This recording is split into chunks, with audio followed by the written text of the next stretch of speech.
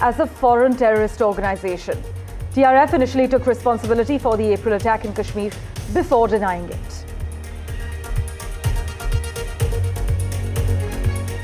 Amid what is seen as a push from China and Russia to revive the Russia-India-China troika, sources have said that India has not agreed to any meeting in this format.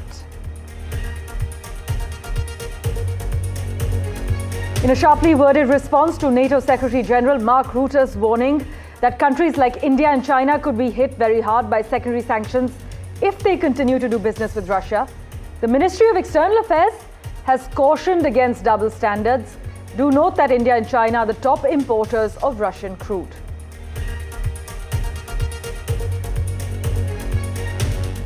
More than 15,000 Indian nationals have been deported to India from the United States after US President Donald Trump returned to the White House in January, the foreign minister has said.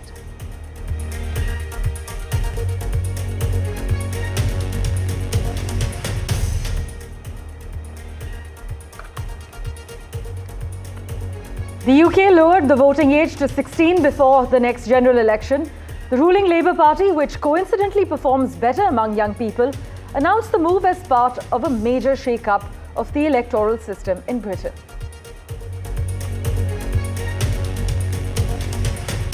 China's flagship global infrastructure effort has seen a record level of investment and construction contracts this year. In the first half of 2025, 176 deals totaling $124 billion already surpassed the $122 billion in projects for all of last year.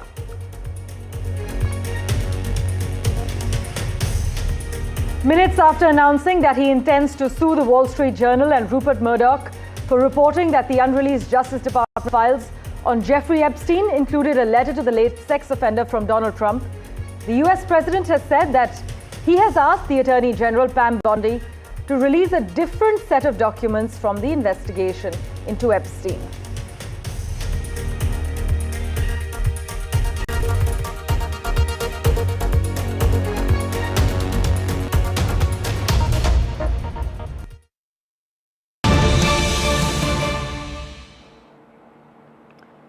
Our big focus, the US Department of State has designated the Resistance Front, TRF as many know it, behind the April 22nd Pahalgam terror attack as a terrorist organization.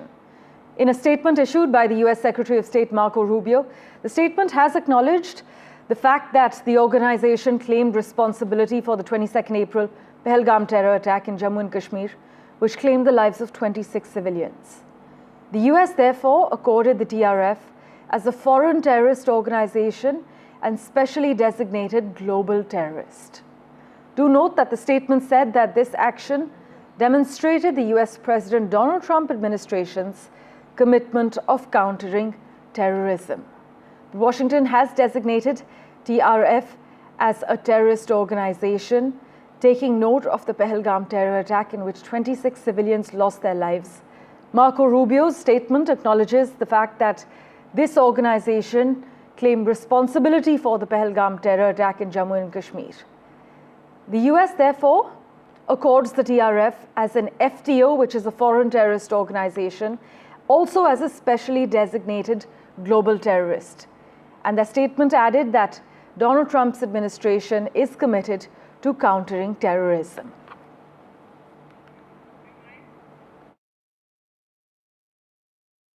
We're moving on.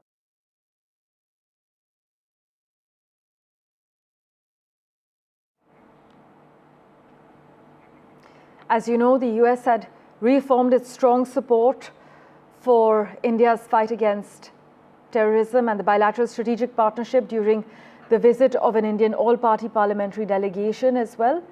As you know, Shashi Tharoor had big takeaways from that touchdown in Washington. Now, Marco Rubio has announced that the Department of State is adding the Resistance Front as a designated foreign terrorist organization. Nazir Masoodi has been tracking the latest developments for us. He joins us live at the moment. Nazir, this is being seen as a major boost for India's diplomacy? Exactly, and almost 3 months of the Pahalgam terror attack, US has finally declared the TRF organization as a global terror organization and offshoot of Lashkar-e-Taiba. In January 2023, India has declared this group as terrorist organization, banned organization in India. It has said, the Home Ministry that time has said this group was created, came into existence in 2019 as an offshoot of Lashkar-e-Taiba. They have actually started their activities and intensified their activities since 2021. The group is involved in most of the major terror attacks, including army, special forces, innocent civilians, yatris, and the latest one is Pahalgam attack. So less than 3 months after that attack, US has recognized India's concerns on terror and declared this group as a global terror organization. Nazir, thanks so much for joining us with the lowdown.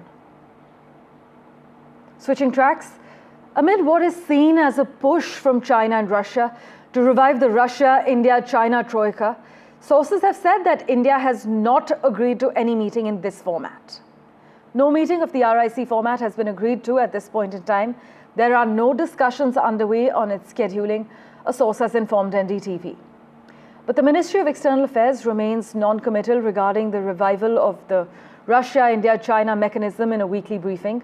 Spokesperson Ranjit Jaiswal has actually said, and I quote, "This is a mechanism where 3 countries come together to discuss global and regional issues. When this meeting happens, we will work out a mutually convenient date and let you know." But the trilateral dialogue between Russia, India and China hoped to create a trilateral Eurasian power that could balance Western dominance. The comments from India's foreign ministry comes months after Russian Foreign Minister Sergei Lavrov said the work within the troika should be resumed. Listen in to the MEA's response. This consultative format is a mechanism where the 3 countries come and discuss global issues and regional issues of interest to them.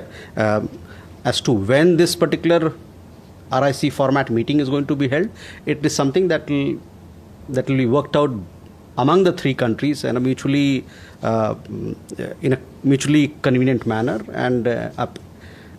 and we'll let you know if as and when that happens at an appropriate time when the meeting is to take place. The other big story we're tracking, in a sharply worded response to NATO Secretary General Mark Rutte's warning that countries like India and China could be hit very hard by secondary sanctions if they continue to do business with Russia, the Ministry of External Affairs has cautioned against double standards. Do note that India and China are the top importers of Russian crude. In fact, the MEA spokesperson at the weekly media briefing in Delhi has said, "We have seen reports on the subject and are closely following the developments." He's reiterated that securing energy needs for our people is understandably an overriding priority for us. The government has warned of double standards regarding the matter, as I mentioned. Listen in. Regarding NATO chief's articulation, we have seen reports on the subject and are closely following the developments. Let me reiterate, and I've said this in the past as well, securing energy needs of our people is understandably an overriding priority for us. In this endeavor, we are guided by what is there on offer in the markets, as also by the prevailing global circumstances. We would particularly caution against any double standards on the matter. Let's turn our attention now to Canada, where 2 international students from India have been sentenced to 3 years in prison and will possibly be deported after they serve the term after they killed an Indigenous man last year in a hit-and-run case in Surrey. The victim was of Cree heritage and was a 43-year-old father. Now, according to the Surrey police, Gaganpreet Singh and Jagdeep Singh were in a red Ford Mustang when they collided with the pedestrian and dragged him for over a kilometre on the 27th of January 2024. The victim was declared dead at the scene. Maha Siddiqui has been tracking the story closely. She joins us with a quick update at the moment. Maha, so 2 international students from India have now been sentenced to 3 years in prison in Canada? That's right, Parmeshwar. 3 years in prison and being deported after that to India. They were on a student visa since 2022. And this incident took place last year when, as you pointed out, they hit the pedestrian. And more than that, it was a hit and run case which has landed them with a 3-year prison term and deportation. This is because, as the court observed, that it could have been it would have been an accident. This is what the prosecution said, and a tragic one. But the fact that they tried to flee, the fact that the victim, was dragged for 1.3 kilometers, and one doesn't know whether he died immediately because of the hit or whether it was him being dragged by the car for over a kilometer is what caused the death. And this is what has landed them with this 3-year prison term because of their behavior after they hit the person. The decision that they took at that moment to flee rather than step out, help, and get the victim's support and help at that time has led to the death of the person, an indigenous person from the Cree community, identified as GJ on the request of his family. They didn't want his details revealed in the media. And this is what has landed them. That is Gagan Preet Singh and Jagdeep Singh, this 3-year prison term and deportation after that. Both of them are international students, both hail from India. Thanks so much, Maha, for joining us with the latest details. Meanwhile, an Indian-Canadian gangster has been arrested in the US for running a transnational drug operation along with a notorious Irish gang, local media is reporting.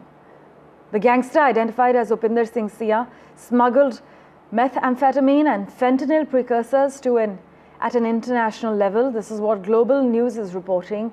And US court documents reveal that he was arrested in Nevada last month by the Drug Enforcement Administration.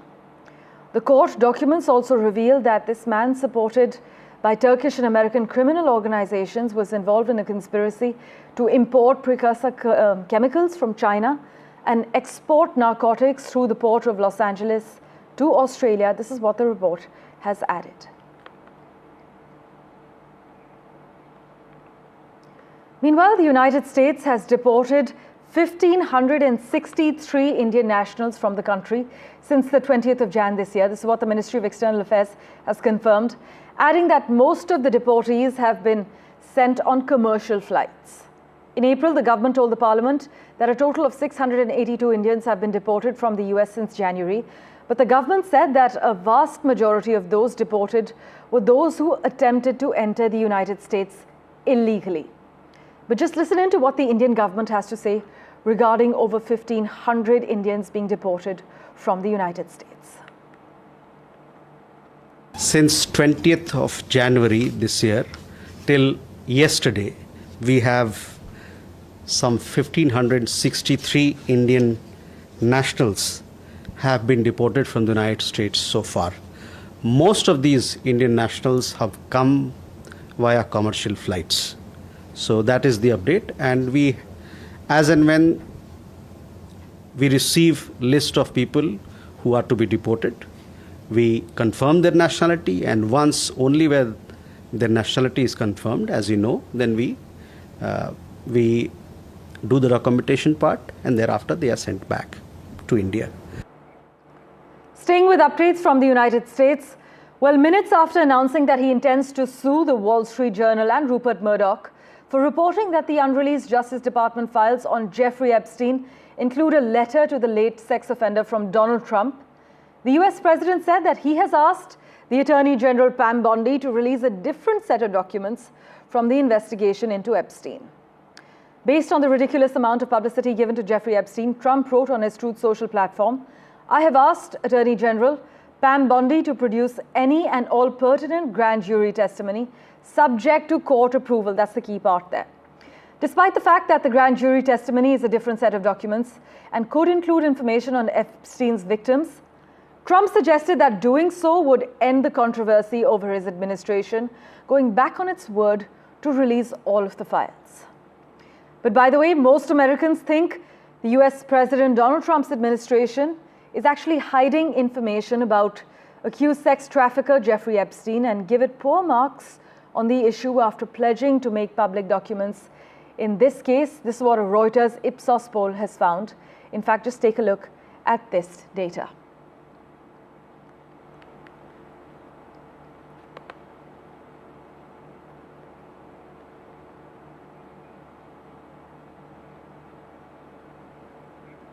Meanwhile, protests against President Donald Trump's immigration crackdowns and cuts to social safety nets swept across the United States, with over 1,600 events planned in public spaces, including courthouses and city streets, visuals of which are playing out on your screens at the moment.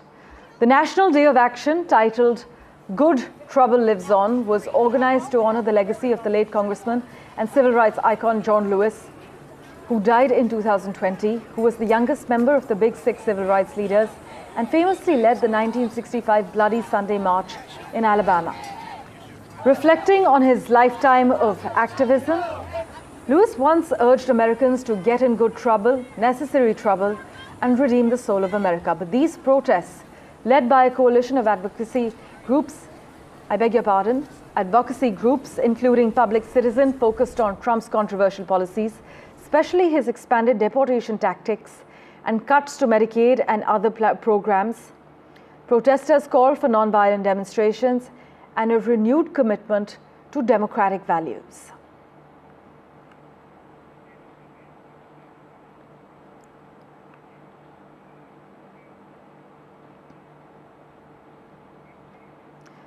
Let's turn our attention now to Thailand, where the disappearance of a respected monk from his Buddhist temple in central Bangkok has revealed a sex scandal that has rocked the country, with allegations of blackmail, lavish gifts, and a string of dismissals raising questions about the money and power enjoyed by the country's orange-robed clergy. Investigations into the whereabouts of senior monk Phra Thep Wajirapamok unexpectedly led police to a woman who the police suspect conducted intimate relationships with several senior monks and then blackmailed them to keep the relationships on the DL. When police searched her home this month, they found mobile phones that reportedly contained tens of thousands of compromising photos and tens of thousands of compromising videos of the missing monk and several other senior Buddhist figures. Just listen in to what the Thai police is saying regarding the matter. ผู้หญิงคนนี้เป็นบุคคลอันตรายนะครับบุคคลอันตรายที่เราต้องจับกุมให้ได้โดยเร็วแต่ด้วยพยานหลักฐานที่เราทำเนี่ยก็เราเร่งรัดที่สุดแล้วนะครับจนมาถึงวันนี้มีการจับกุม Meanwhile, let's get you an update from Bangladesh, where at least 14 people have been arrested following clashes in Gopalganj, which is the hometown of Bangladesh's founder, Sheikh Mujibur Rahman, that left 4 people dead and prompted a curfew, according to local media. 4 people were killed in clashes over a rally organized by the National Citizen Party in Gopalganj, which turned into a virtual battlefield as hundreds of supporters of Rahman's daughter and deposed Prime Minister Sheikh Hasina clashed with the police ahead of the planned march of the student-led party. Further news and updates continue in a moment, right after this very short break. Do stay tuned.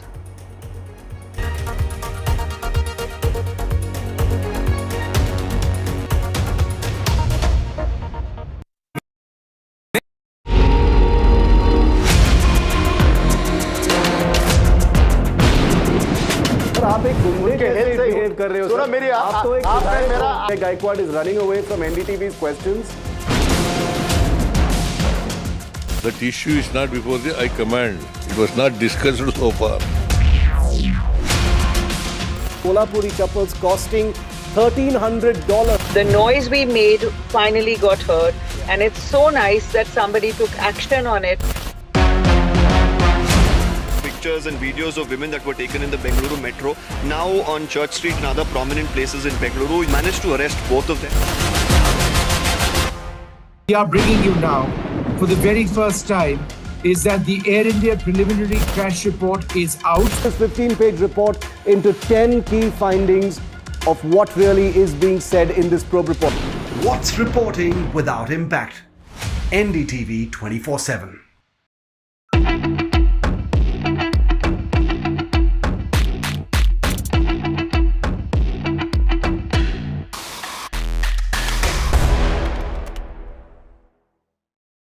But I'd like to start this off by asking you, Vishnu, what you think about the whole question of India not having stealth fighters right now. It's a huge Everyone's problem. trying to sell them to us as well. It's a huge problem, Shiv. let's face it, in as much as we love the Rafale aircraft and the Indian Air Force is completely vouching for it, perhaps they'd like more than 100 more. The Indian Navy has just gotten into an order for 26 Rafale M aircraft. There is a generation gap between the Rafale and the Stealth. There is a good reason why a Stealth platform is called a 5th generation aircraft and a Rafale is a 4th or 4.5 generation aircraft, and that is low observability. So in as much as the Rafale has brilliant sensors, both in terms of its radar, its defensive suite, its electronic warfare suite, its towed array decoy system, it is not typically a low observability platform in quite the same manner in which a stealth aircraft is. Its design form is different. And therefore, if Pakistan does have low observable aircraft, which would be the J-35, in fact, the first ones might even start entering service or coming into the PAF ahead of entering service at some time this year, that India is in trouble. So why? This year? Wow. Yeah. Okay. The first could actually start coming in this year. They're really pushing for it. And they've gotten apparently into some agreement with the Chinese to ensure that the funding is done on very loose and terms favorable to Pakistan, as has been in the case in the past. If Pakistan starts acquiring low platforms which are low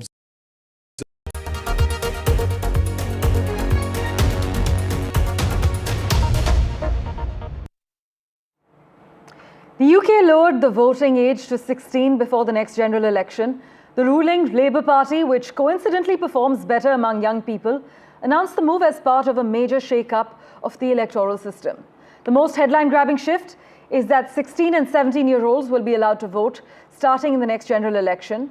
It must be held by August 2029, though the Prime Minister can choose to call one sooner. But the Labour Party campaigned in part on lowering the voting age last year in an election with just 59.7% turnout, the lowest since 2001.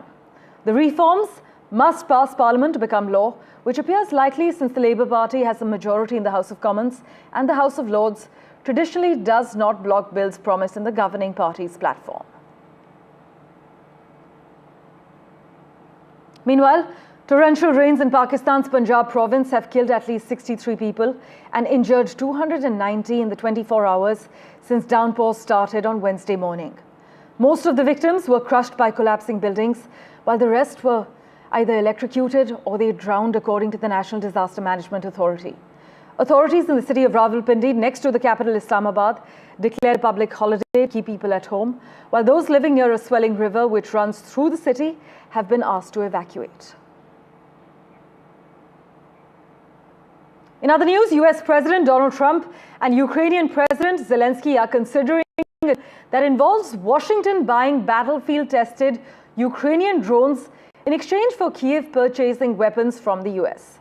Zelensky has said this in an interview with the New York Post, adding that his latest talks with Trump focused on a deal that would help each country bolster its aerial tech. Meanwhile, the White House has announced that President Donald Trump has been diagnosed with a chronic but benign vein condition amid ongoing speculations over his bruised hand. The White House has said the president sought a medical examination for swollen legs, which came up with this new finding.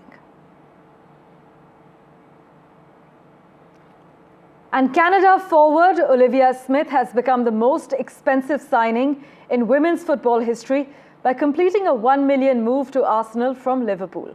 The 20-year-old, who made her international debut at 15, has signed a 4-year deal with the Champions League holders, and Smith's move breaks the record set by Chelsea in January when they signed USA defender Naomi Girma for $900,000 from San Diego Wave. And finally, her role as Rinki in the popular OTT show Panchayat has won hearts, but the road to fame, that wasn't easy. From skipping meals to sharing a flat with 6, Sanvika gets real about her Mumbai hustle and surviving on vada pav. Just listen in. When you came here and you started working on Panchayat, of course nobody thought Panchayat will become so big. Do you remember or your parents have ever shared something that somebody came and told them, oh, aapki beti ko dekha? What was that moment like when they realized that, oh my God, my daughter is known? So I think it happened in season 2 when my parents didn't see season 2 like when it released. They saw like after a few months. So everyone, like all the relatives, they were calling and telling कि अरे आपकी बेटी इसमें है, बहुत अच्छा काम किया है, बहुत अच्छा काम किया है. And पापा को a lot of his friends were telling him, calling him and telling him that your daughter has done a very wonderful job. So at that point, they had this thing ki, oh, good beta, you are doing good. But right now, the kind of reaction they are having, it is unbelievable. Matlab, they are so happy, so happy. You know, let's go back to the time when you came here, and everybody has their journey. What was your journey like? So the major problem once you come to Mumbai is that you have to figure out your rent. So when I came initially, so for me, I just thought ki I'll stay somewhere in Kandivali, Borivali because the rents are like very low over there. But it was like I was like very fortunate enough that I found a place in Andheri, and it was like just 6,000 because it was shared by like 6 people. It was like 1 BHK shared by 6 people. So for me, that was like kind of affordable thing, and that is the major thing, you know. If you come from like a very lavish background, you don't have to bother about like your rent and your food and like your basic things, because as an actor you also have to groom yourself. You also need to have like good clothes. You have to be like well groomed. The expenses are huge because especially as an actor, you have to maintain a certain lifestyle. You have to look a certain way. And when you're going for an interview, you have seen the expenses. Like if you can tell our audience, like a makeup artist or a stylist, and it just keeps growing. So how did you manage that? Or how still manage it? So initially I used to take up like every kind of roles that used to come to me, like good roles only. So that my like income is like on roll. Slipping into a quick break, back in a moment with the latest. Do stay tuned.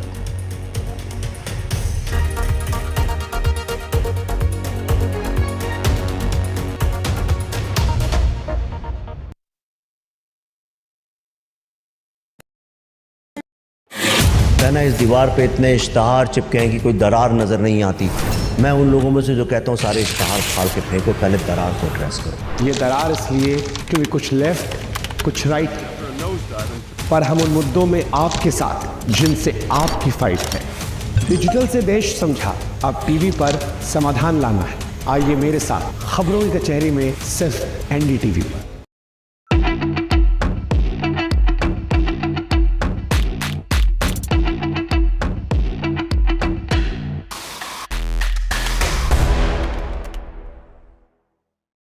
But I'd like to start this off by asking you, Vishnu, what you think about the whole question of India not having stealth fighters right now. It's a huge Everyone's problem. trying to sell them to us as well. It's a huge problem, Shiv.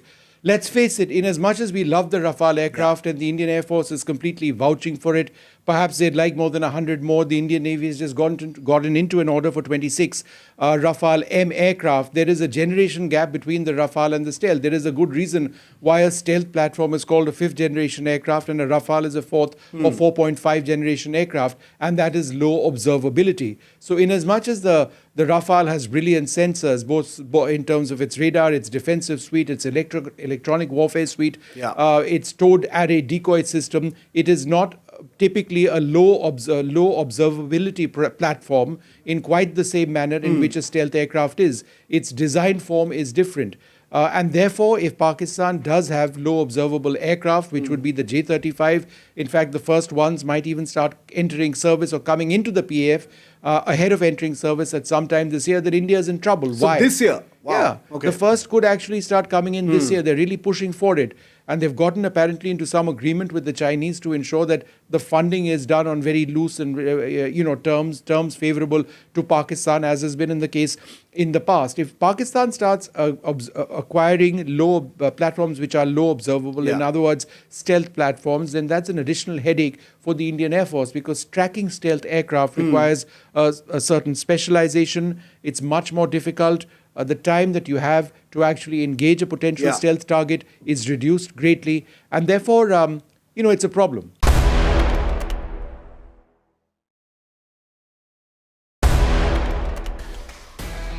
Well, in the latest episode of Control All Defense, we are talking about a platform that all of you want to hear about, that's Tejas. The big question, we do know it's a great platform, but is it of use for the Indian Air Force going into the future? How relevant will it remain?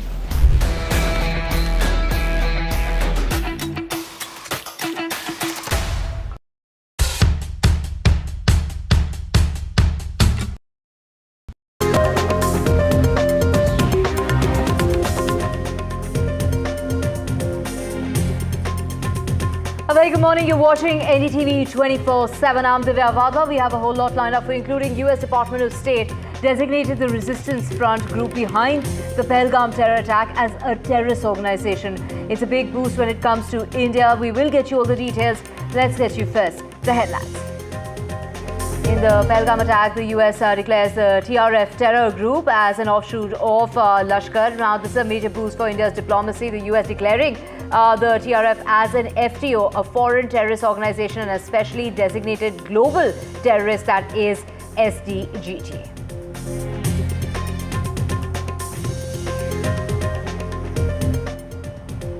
Now, judge in the cash row goes to top court over ex-Chief Justice's impeachment plan. We're talking about a 3-judge panel recommended the removal of Justice Verma. Now he is knocking the doors of the Supreme Court.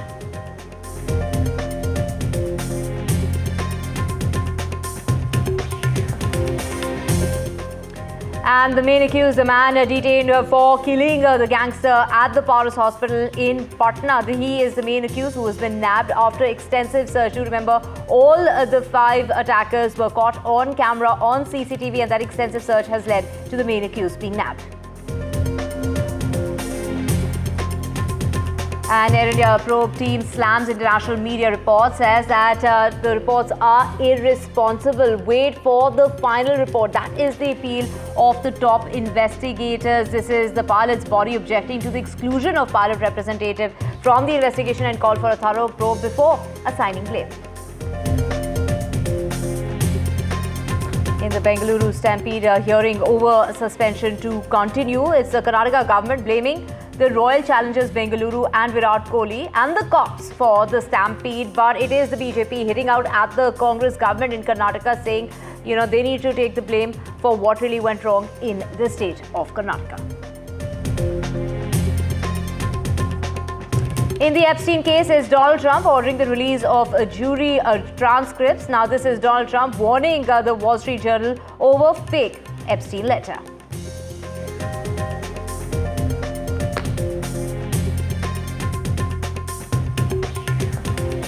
Let's get to our top story, and that is the United States has officially designated the Resistance Front, or the TRF, a known offshoot of Pakistan-based group Lashkar-e-Taiba, as a foreign terrorist organization following the Pahalgam terror attack, which killed 26 innocent lives. In a statement released by the US Secretary of State Marco Rubio, announced that the Department of State was adding the TRF, this is the Resistance Front, as a designated FTO, foreign terrorist organization, and SDGT, which is a specially designated